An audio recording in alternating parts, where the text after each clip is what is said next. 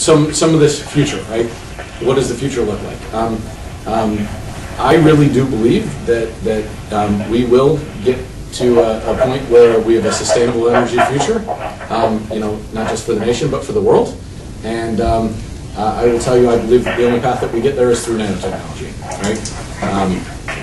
An example is a solar cell, and this is something I talked about.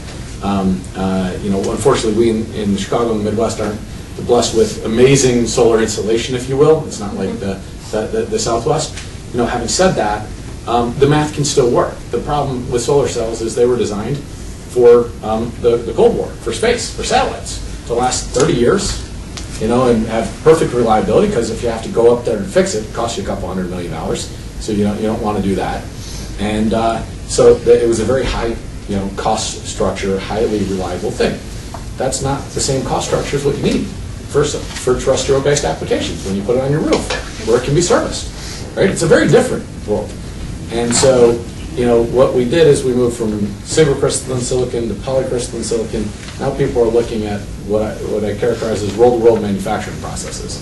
Now there's a huge jump downward in terms of efficiency. Rather than having a 20% efficient cell, now we're going down to a 6% efficient cell. Having said that, the cost of making a crystalline solar cell looks like how you make a penny chip. Costs you a ton. It's a clean room environment and all that. The way that you make a printed roll-to-roll solar cell is not dissimilar to the way that you print a newspaper, right? So you can imagine you get a 100-page newspaper delivered on your door for 50 cents every week, or every day, right? And you're willing to take the inefficiency. So you can, and over time, the beautiful thing about nanotechnology is we are engineering materials, we are engineering the properties of materials to do things that they don't do in nature, but they can do if you can control the size, shape, structure, and constituent composition of the materials. And so what happens is we are now pushing up the efficiency of these, thin film, cells. So we're going to go from 6% to 8% to 10%, and there's every reason to believe that we can get to 20-25% efficiency in roll-to-roll, eventually, right? In things that are manufactured in the roll-to-roll process. You get to that point, and now the unit cost of the cell gets below $1 per peak watt. Now it becomes an installation to the balance of plant cost. It becomes a workforce issue. It becomes can we standardize the cells? Can we install? Do we have the workforce developed, installed, and everything else? But solar, unlike many energy technologies, is not subject to chicken and egg infrastructure problem. Right? People talked about the hydrogen economy. You got to get the hydrogen from somewhere. You got to store it. You got to move it. The sun delivers. Everywhere. So that's one. The National Cancer Institute has openly stated that they expect that nanotechnology will enable us to treat cancer as a chronic, manageable disease, starting in about 2015 through the use of nanotechnology, diagnosing cancer at far earlier stages, well before it metastasizes, developing better drug delivery vectors to more selectively target cancer cells versus non-cancerous cells. The first wave of that was, the liposome-based technologies that kind of, came to life in the early 90s. That was crude, dramatically crude by comparison. And so, you can think about, making cancer a chronic manageable disease the way that at some level we've made AIDS a chronic manageable disease. Now that in itself has its own set of ethical implications, right? What happens when we don't have a lot of people dying off from cancer? Right? Everything ultimately has feedback. But I guess to not go, I'm happy to answer any and all questions.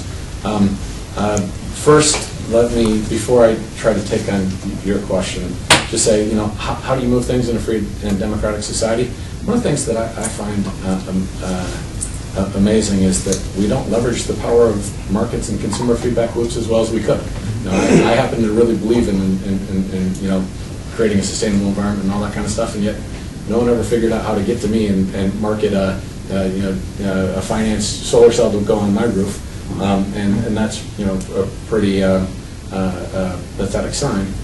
I think in the future, though, that what we've historically seen as a poor alignment between business interests, not necessarily poor alignment, that's overstating, a less than ideal alignment between business interests and the interests of the public or the workforce, I think that changes in the future, because what you see is with these we are increasingly being able, as an economist, to internalize externalities. Whether it's trying to put a carbon tax in, whether it's understanding the potential health safety consequences of what we're making proactively. When you eliminate that time window and you shrink it, then the incentives align more closely, and then market mechanisms actually work reasonably well. And you can do predictions, you can do thoughtful. Yeah, well, I think then it comes down to ultimately asking the question, what do we do to vote our values as investors and consumers, right? I mean, the thing I push, whenever I talk about all these issues is ultimately change starts from here, right? And rather than always expecting it to happen somewhere else. And so, that would be part of my message for everyone around and obviously this group's living it, so a little different scenario than usual. Now, lastly, how do we prevent it from going elsewhere? First of all, it's a constant and a dynamic issue, not a static issue. There isn't going to be one wave of nanotechnology or one wave of innovation. Honestly, the only thing that we can do on a go-forward basis is innovate continually. The rate at which technology and innovation gets distributed and disseminated, now nationally or internationally, is greater than it's ever been, and all those forces of communication, capital flows, and everything else are accelerating, not decelerating. So, if anything, the rate of diffusion is going to accelerate going forward. So, you have to develop the capacity to continually do it on an ongoing basis. I think that has to be there. So, what does that mean? Well, one of the reasons Jeff knows back from when I founded AtomWorks, right? I mean, God, this goes back to McKinsey, forever ago. I really believe that Chicago could lead the world in nano. We have world-class research. Northwestern is as good as it gets. Illinois is as good as it gets. Argonne is as good as it gets. We have that. And we also, manufacturing in the States has been challenged, but we have a strong, manufacturing presence here as we do anywhere. And it really is about, connecting with communities and, getting past some of the methodology of innovation. The most powerful innovation is use-inspired innovation, right? Which means you actually have to get the folks that are manufacturing to understand the way things are made and the way things are being used together, with the academic community. I think we still haven't created as effective, kind of bridges in doing that as we need. And there are structures that you can imagine to do it.